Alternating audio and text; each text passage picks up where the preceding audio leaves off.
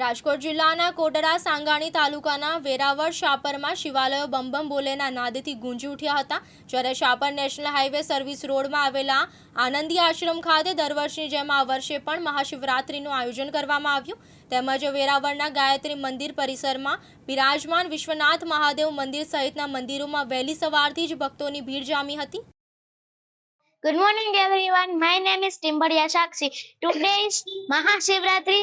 Mahashivratri is a festival Lord Shiva. People celebrate it is every year. People pray on this day. They go to Shiva temple. People offer milk to Lord Shiva. The day is very surprise. We feel peace and happiness. Thank you so much.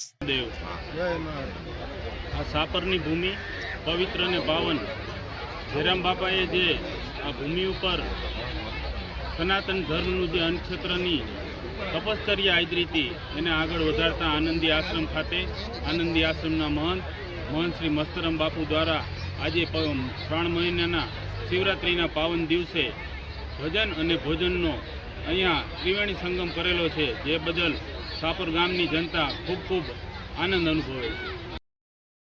Pankaj ટીલાવટ, દિવ્યાંગ news, Shapar, Veraval, Rajkot.